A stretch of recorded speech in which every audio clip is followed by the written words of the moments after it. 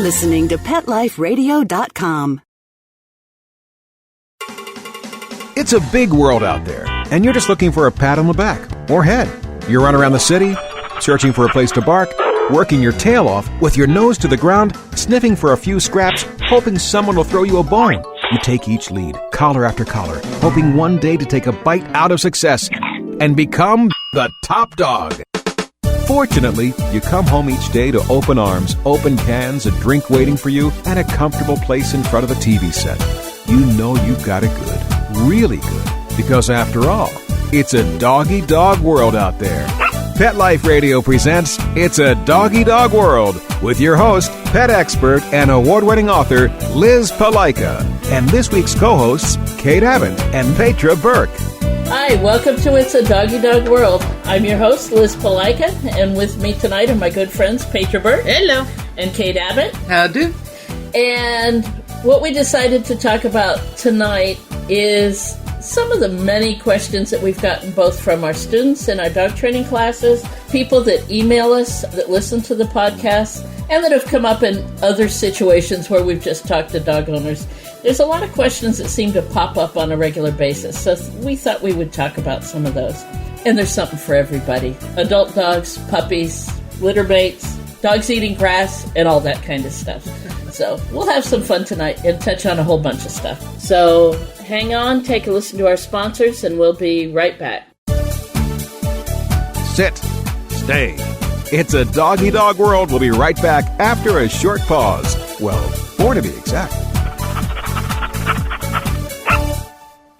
We all love our pets, and when disaster strikes, we want to make sure they are safe. In an emergency situation, you have to be your pet's voice and have the correct information at hand for emergency personnel if your pet ever needs their help. The Pet Alert Emergency Information System was designed with and approved by firefighters as well as police to make sure that your pet is protected in case of an emergency. With it, you will have all the tools you need in order to keep your pet safe. The Pet Alert Emergency Information System is literally a lifeline to safety for your pet that provides all the right information in all the right places. Whether you experience a house fire, auto accident, medical emergency, natural or man-made disaster, don't let your pet be a victim. You need to be prepared. You are your pet's advocate, so don't let them down. Safeguard their lives with the Pet Alert Emergency Information System. Get yours today by visiting petalert.com.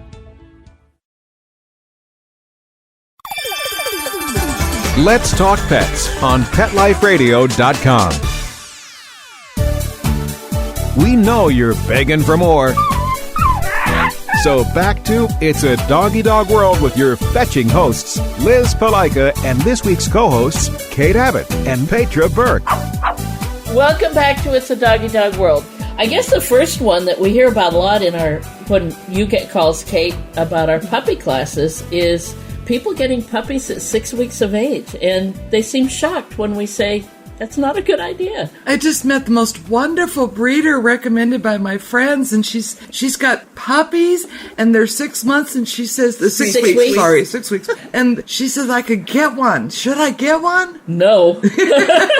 Like, she may be a wonderful breeder, but the fact that she's willing to let her puppies go at 6 weeks is right there a big red flag. Right.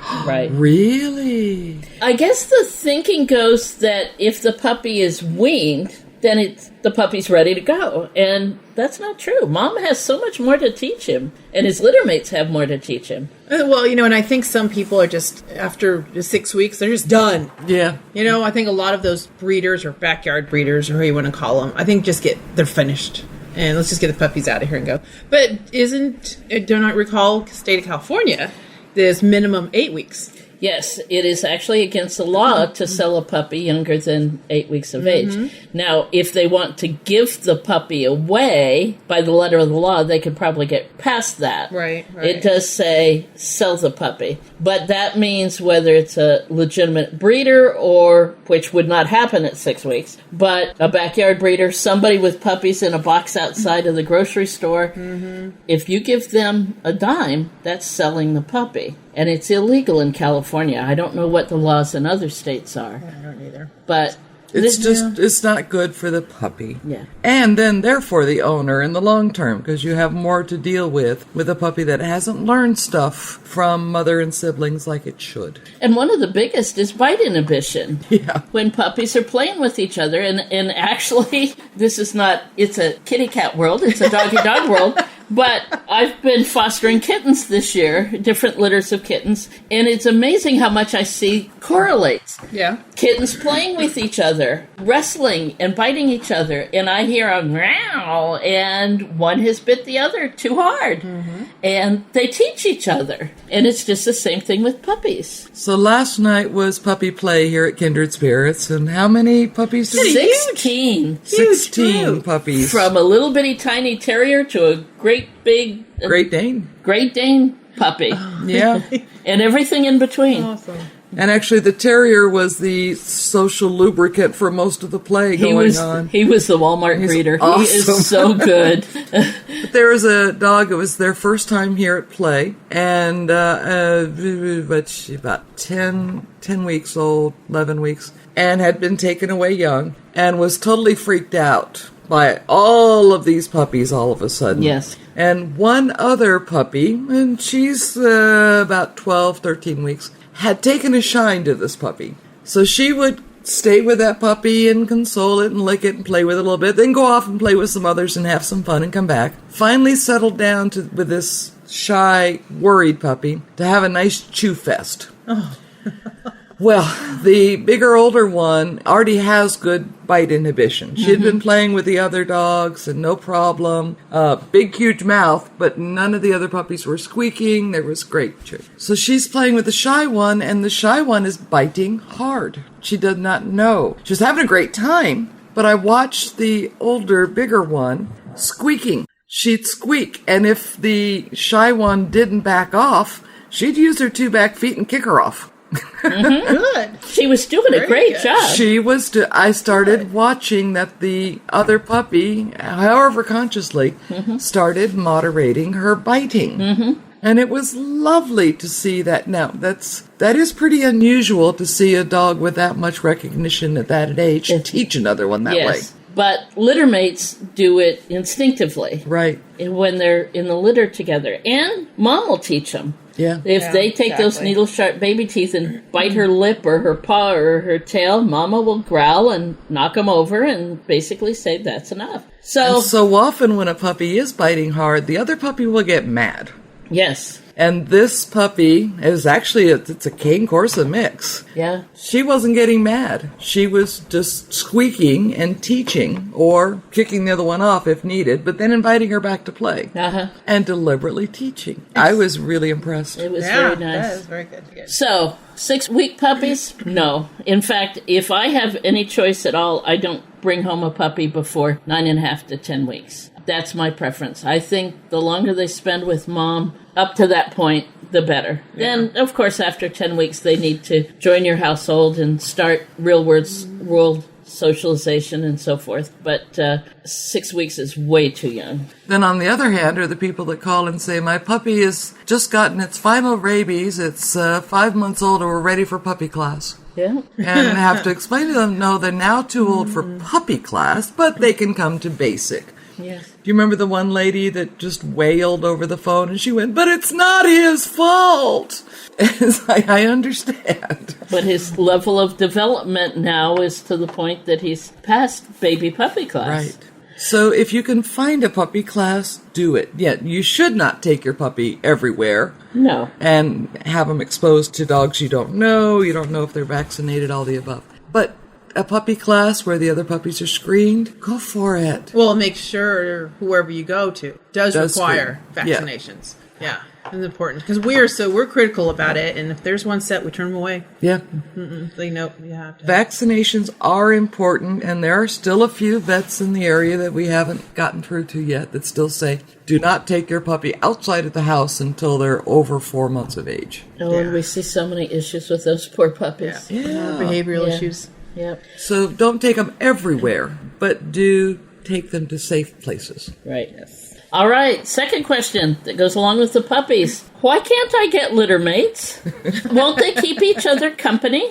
And the breeder's giving me a special bargain if I For buy the two. second one, Oh my right. gosh, have we heard that so many times? Yeah.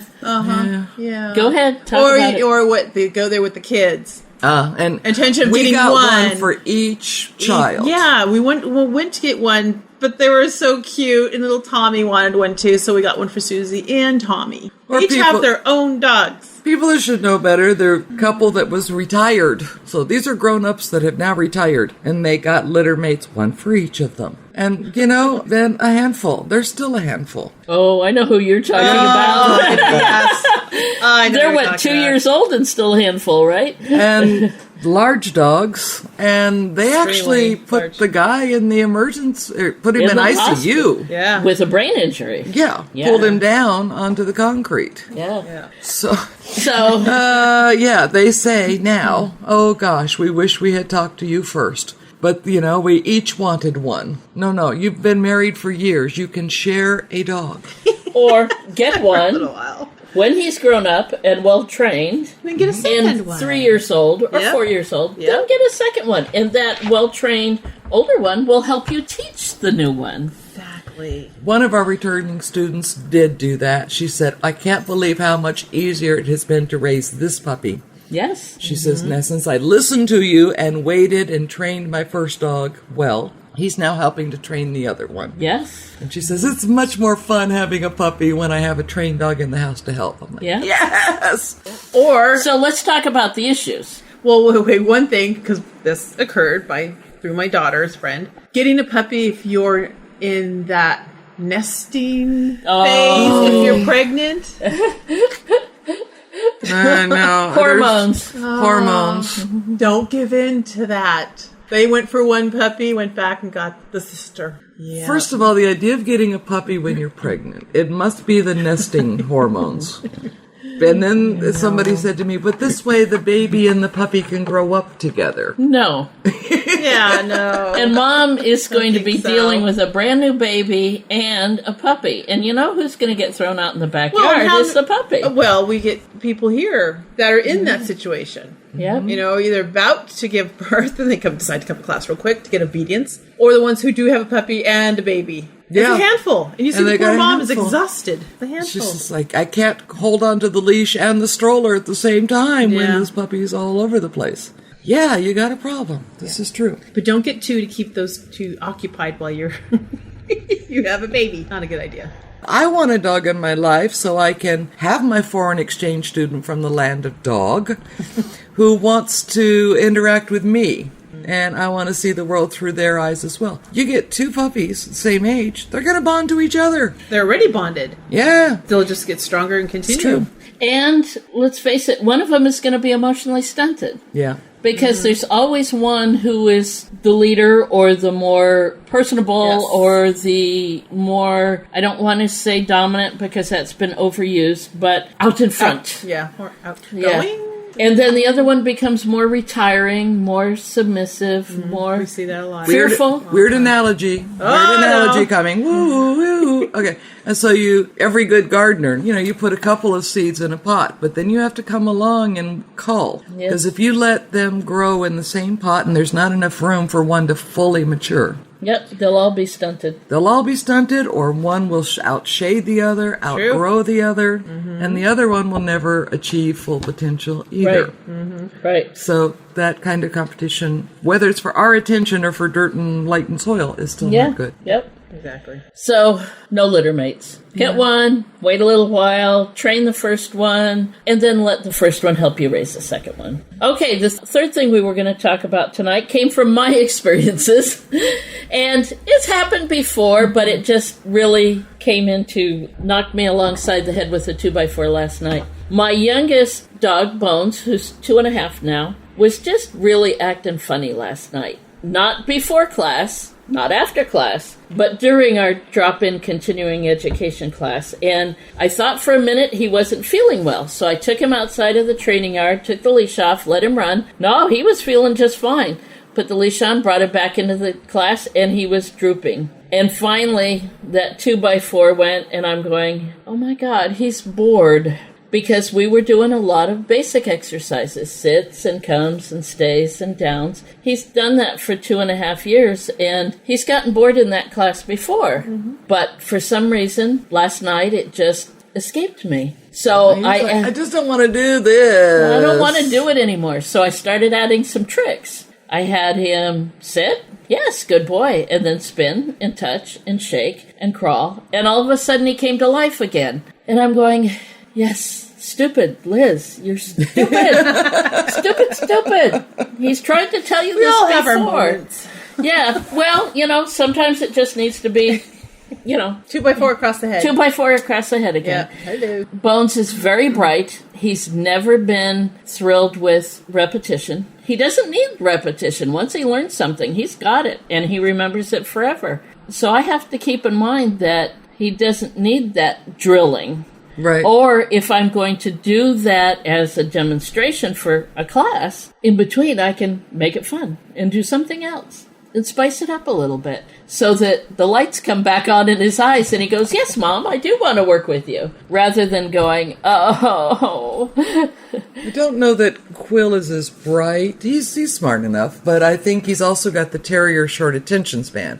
Yes. So I particularly notice it when doing agility practice. So when we do the first run, he's like, okay, what are we doing? Yeah. Maybe I'll do it 2 or 3 times again, and maybe I try for 4 or 5 so I can clean up something that I'm doing, and I lose him. He'll take the jump and then start sniffing the grass. Yeah. I've done it 3 times. If you don't have it right now, too bad. It's your problem, Mom. Yeah, so I have to keep doing new patterns. Right. Even on something which as exciting as agility, he won't do it 3, 4, 5 times. Yeah. 3's about his limit. And then he'll go to half speed. Bones They have ways of letting us Bones know. just got droopy. He looked sad. Yeah. His tail was down, and Bones' tail is never down. And he was like, okay, I'm here with you. I'm doing it for you, but I'm really, really, really not happy about this. Right. And I mean, he wasn't being defiant. He wasn't not doing it. It was just like, how many times do we have to sit? I know what this is. And I could see plain as sunlight as soon as I started doing tricks. Tail came back up, eyes got sparkly, he was happy again. So that's my problem as a trainer. I have to keep that in mind. I'm dealing with a very intelligent working dog who doesn't need that drilling. But for any dog, if you start noticing that the dog's performance is dropping off, then some people want to double down. Yeah. Oh, he's questioning my authority. He's being bad. Yeah, spice it up. Yeah. Change it somehow. Yeah. And see if you can get the enthusiasm back. Right. And I will say, as soon as I saw his eyes light up and his tail come back up, it was, awesome, look at you. Yeah. I'm a bad mom, I'm so sorry. Right. All right, well, we need to take a break for our sponsors, so hold on. We've got a lot more to talk about when we get back. Sit. Stay. It's a doggy dog world. We'll be right back after a short pause. Well, 4 to be exact.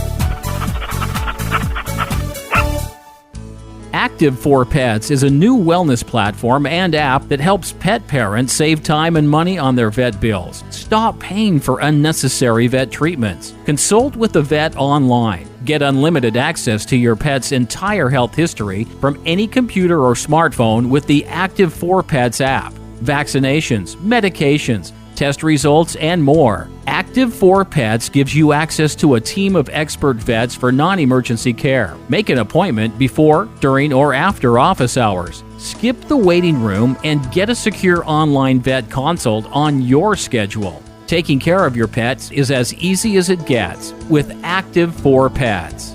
Ready to try Active for Pets? Listeners get 40% off a 1-year membership. To get this great offer, use promo code PETLIFE on the sign-up page of active4pets.com. That's ACTIV, the number 4, PETS.com. Or call 888-512-2848.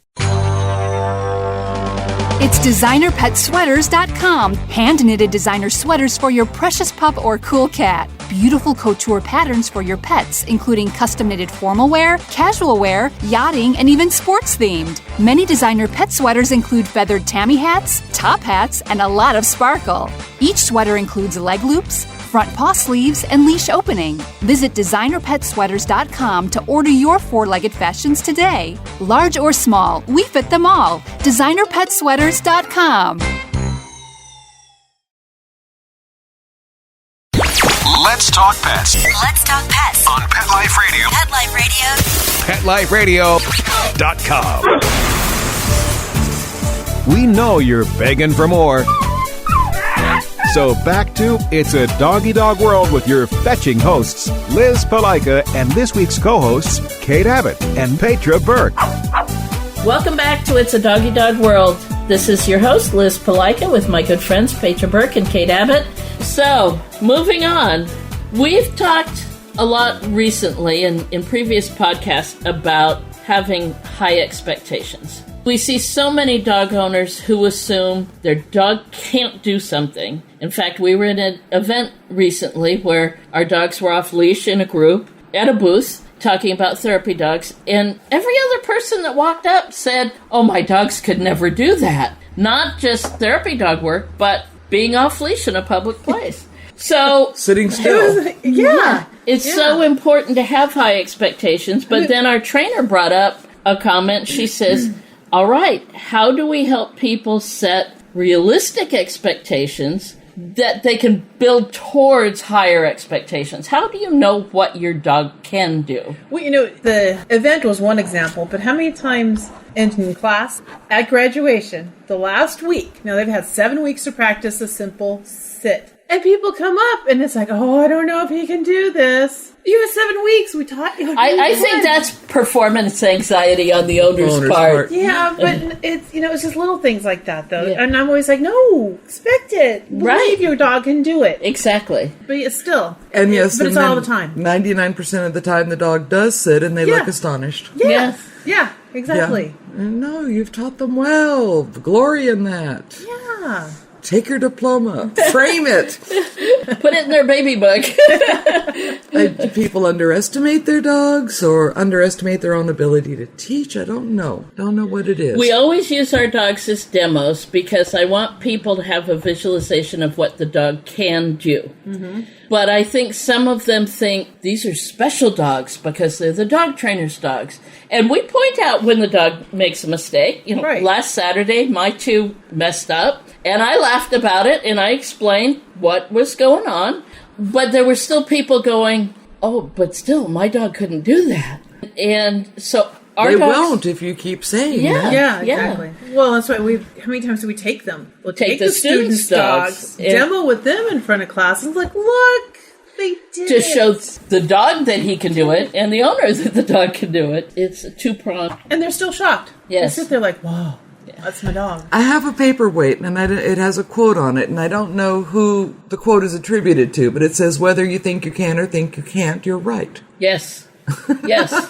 Exactly. So I think for our trainer's question, I think it's a matter of, for us as dog trainers, and I think the same goes to dog owners, is have a vision of what you want to do. Right. And perhaps build it a little higher than you might think. Have that vision, have that goal, and then take it a step at a time. And when you accomplish one step, if you're teaching your dog to do a downstay, have your dog downstay at your feet and set the timer for 30 seconds. And then after a few days, set it for a minute. And then in a few more days, have your dog do a downstay and go sit down at the dining room table and eat a slice of apple. Build it one step at a time, but have that vision. What do you want? Do you want your dog to do a downstay after you've let your guests come over so that you can chat with your guests? Okay, take it a step at a time. And I think when you go back and praise them, kind of maybe do it for the both of you. We did it! There you go. Right? We did it! Right. Oh, that's a good line. We got to use that because too many people come back and are like, phew, you did it. Good boy. Yeah. And there's not any I like that. Celebrate for both of you. Yeah. Oh, I'm going to use that, baby. Okay. You're welcome, Kate. Yep. I'm going to use that. Use that. Okay, moving on. Here's one that another one of our trainers brought up. Why do dogs eat grass? And they always go for this part cow. Yeah. Yeah.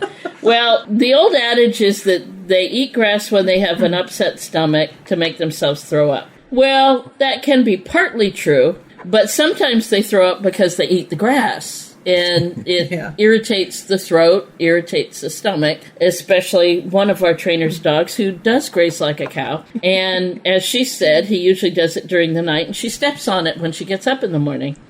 He usually throws up during the night. Yes. He's not doing the grazing in Yes, the he eats the grass and then throws up during the night, and she finds it in her bare feet in the morning. I think sometimes they do it after a rain when the grass is growing and it's tender and it tastes good. Yeah, I think that's what's I know common. that's when mine It's like graze. it's fresh green grass. thick and green. It's and a salad. Yummy. Yeah. It's a salad. So when I see my guys do it. However, dogs don't digest cellulose well, and so sometimes they do throw it up, or it comes out the other end in exactly the same form. Right. The other end is usually better. A little more fiber is what they're needing. Yeah. I think sometimes dogs do it when they're bored. Yeah, some can. I can remember as a wee little lass laying in the grass on a summer day and just... I didn't know she was Scottish. She surprises us in every another time. lifetime. But, being a kid, just rolling around on the grass and just going, hey, what is that? And just grabbing it and chewing on I it. can remember when I was a kid, my dad and I both would lay out in the grass, looking at the clouds and chewing on grass, or putting it between your thumbs and whistling. And, Yeah, you know, exactly. And there was the sweet grass that was really sweet. yeah. I mean, you got to know the different flavors of the grass. as long as it wasn't where the dog had peed. Exactly. Maybe that was one of the flavors. So, why do they eat grass? There's no one reason. Maybe he has an upset tummy. Maybe he's bored. Maybe he likes the smell of it. Maybe it tastes good. Who knows? But most veterinarians agree it's not going to hurt him. No, just as long as there's no fertilizer and pesticide on it. But it's not going to hurt him. All right, another one. Kate, out of puppy class. My puppy is biting. Is he going to grow out of it? Yes, magically all problems disappear once they become adults. Just like with kids, you notice that? Oh, yeah. Yeah, it doesn't matter what's going on. You don't have to do anything. They grow out of it. I mean, there's no reason to teach kids or dogs. No, they all grow out of it. Naturally, we will all go live in a field of daisies where we can chew on the grass. Yeah. And watch the clouds.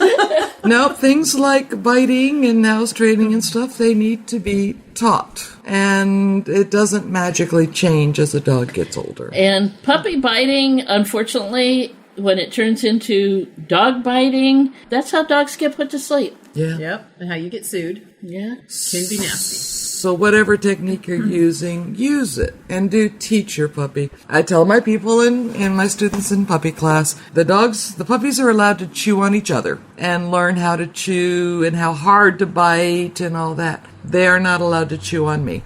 No. I am so fragile. I just the slightest little bite and I scream. So And she's not fragile. Yes, she can't scream. But it's not, and when we talk about biting, it's not just teeth to skin. It's putting the mouth clothes. on. It could be your shoe, the back of your pants. Many times, probably grabs the back of my pants all the time. But it's still a bite. right. Still not allowed. Respect the space. Respect who I am. Yeah, and just don't do it. It's rude. I wouldn't want a kid to run around punching me and grabbing at me. I don't want a puppy to do that. Or child biting. Oh, yeah. Even worse. So I can't think of anything that a puppy will just grow out of, No. except their collar. I was going to say, except their collar. Puppies Right. repeat actions that are rewarding to them. If it works for them, if they get your attention when they bite, if you stop what you're doing to work with them, then they're going to keep on doing it. So, yeah. Or if you use your hands as toys and encourage your puppy to bite you. Yeah. Yes. Yeah. Finger fighting. No finger fighting No finger allowed. fighting. All right, to go along with the mouth, how about the one that we got from one of our listeners? My dog licks people a lot, and a lot was capitalized. So I guess licks a lot. There wasn't a whole lot more detail. Well, we like licking more than biting. Yes, it's better than biting. Step in the right direction. But Yeah. Licking can Out of control. What was that movie a number of years ago? Love your pet, but don't love your pet.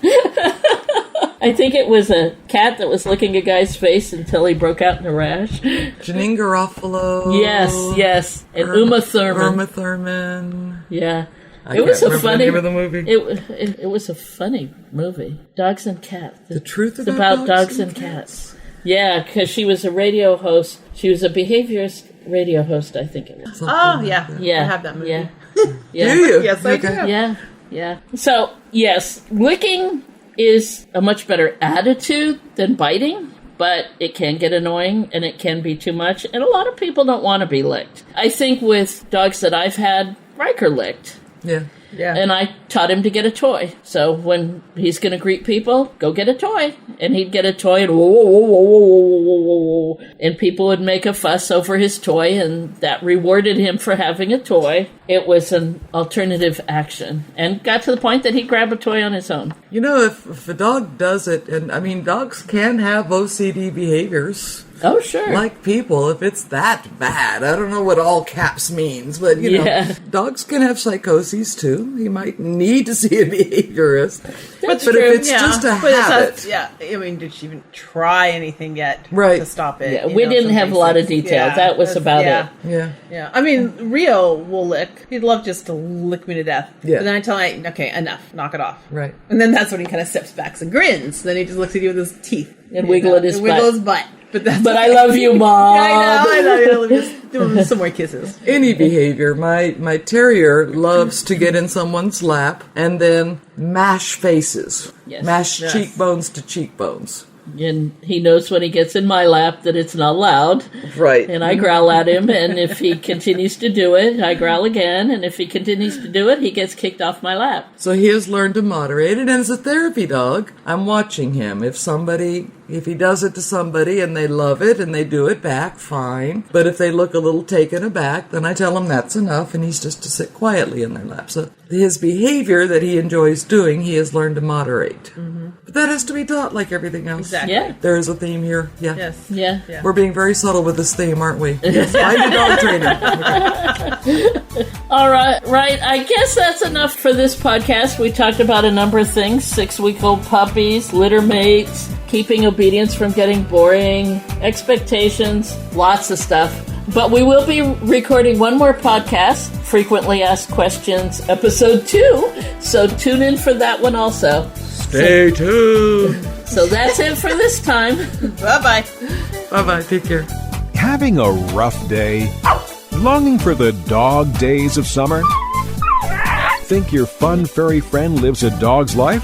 Well, find out everything you're begging to know as Pet Life Radio presents It's a Doggy Dog World with pet expert and award-winning author Liz Palaika. Every dog has his day, and you'll find out how to make your dog's day fun and rewarding. Every week, on demand, only on PetLifeRadio.com.